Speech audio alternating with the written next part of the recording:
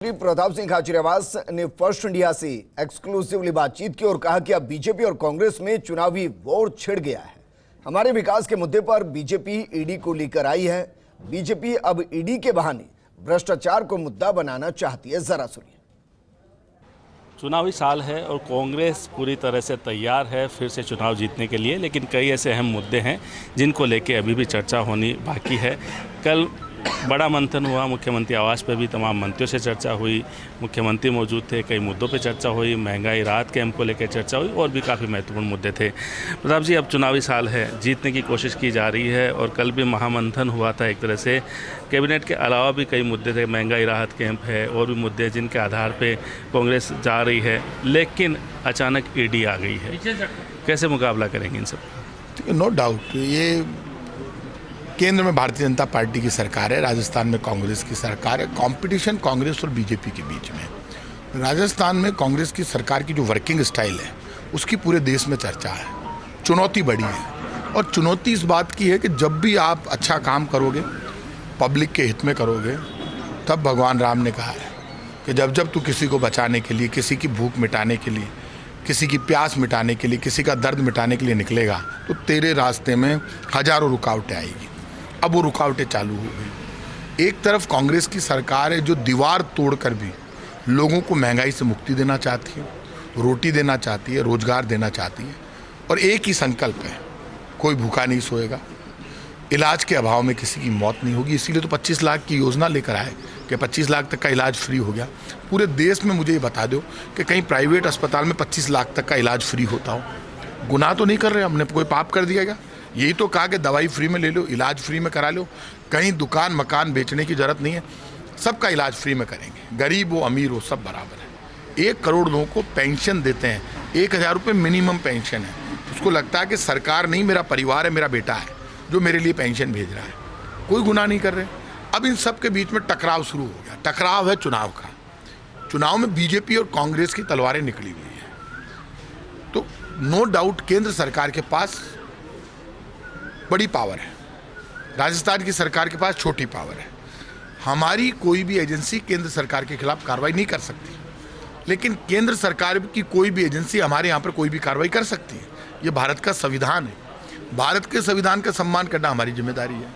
केंद्र सरकार किसी भी एजेंसी को यहाँ भेज सकती है, वो एजेंसी जाँच कर सकती है, लेकिन एक्शन तो तभी लेगी ना जब कोई बात होगी। तो वो सारा जिसके डिपार्टमेंट में जिसकी बात को लेकर आएगा वो मिनिस्टर सामने आकर अपनी बात कह देगा। इन सब चीज़ों से जो सारा सामना हुआ है उसका मुकाबला तो राजनीति में जब आप आए हो तो ये तय कर लेना चाहिए। नेताओं के लिए तो एक ही शब्द मैं कहूँगा कि जब चुनाव का वक्त आता है तो एक बात सीख लेनी चाहिए कि याचना नहीं अवरण होगा, संग्राम महाभीषण होगा, जीवन जय या मरण होगा। अब जीवन में जय और मरण दोनों साथ है। मृत्यु से बड़ा कोई सत्य नहीं है। जो लोग मृत्यु से नहीं डरेंगे वो लोग इस राजनीति में मुकाबला करके आगे बढ़ पाएंगे। और जो लोग इस बात की चिंता करता है, नेता, ने का मतलब नैया, ता का मतलब तारण, जो नाव को पार करा के ले जाए उसको नेता कहते हैं। नेता ये नहीं सोचता कि मेरी नाव का क्या होगा, नेता ये सोचता है जनता की नाव का क्या हो, तो पहले उनको पार लगाएगा। सरकार का मकसद एक है, राजस्थान की जनता को रिलीफ मिलना चाहिए, वो रिलीफ हम दे रहे हैं। तो इस तरह की कार्रवाई से बीजेपी हमारा जो वर्किंग स्टाइल है उसको रोकना चाहती है। यदि हम 100 यूनिट बिजली फ्री कर रहे हैं, 200 यूनिट तक बिजली पे हम टैक्स खत्म कर रहे हैं, तो हर महीने लाभ तो जनता को मिलेगा।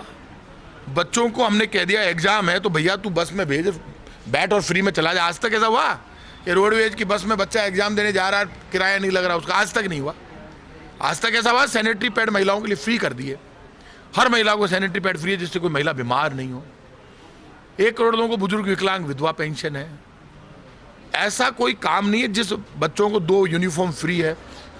18 लाख बच्चों ने प्राइवेट स्कूलों से नाम कटाकर हमारी Mahatma Gandhi English medium school में लाइन लगी हुई है एडमिशन लेने वालों की। अरे नया राजस्थान बनाने का सपना देखकर यदि काम इम्प्लीमेंट हो गया और ज़मीन पर हमारा काम उतर गया तो इसमें तो किसी के पेट में दर्द नहीं होना चाहिए। और फिर भी आपके पेट में दर्द हो रहा है तो क्या आप राजस्थान के विकास के रास्ते में रुकावट बनना चाहते हो? आप जनता को यदि रोटी और रोजगार और महंगाई से मुक्ति देने का काम कांग्रेस की सरकार कर रही है तो बीजेपी के लोगों आपकी ये जिम्मेदारी बनती है। आप हमारी मदद नहीं करो तो कम से कम दीवार बनाकर जनता के काम को मत रोको। अब काम ये शुरू हो गया कि बीजेपी कैसे भी पब्लिक वेलफेयर के काम और डेवलपमेंट के काम रोकने के लिए सामने खड़ी हो गई। तो अभी तो 7-8 महीने चुनाव में है, 6-7 महीने आप अभी से खड़े हो गए। चुनाव आचार संहिता लगने में अभी तो 5 महीने बाकी है, 5-6 महीने। तो भाई साहब ये टकराव तो कभी नहीं रहा राजस्थान में बीजेपी कांग्रेस के नेताओं में। मेरे तो, मैं चाहे कितना ही खिलाफ बोलूं, मेरे तो राजेंद्र राठौड़ से भी दोस्ती है, मेरी तो बाकी नेताओं से भी दोस्ती है बीजेपी के। गजेंद्र सिंह से भी मेरे संबंध, गजेंद्र जी से भी संबंध ठीक है, मेरे तो सबसे संबंध अच्छे हैं।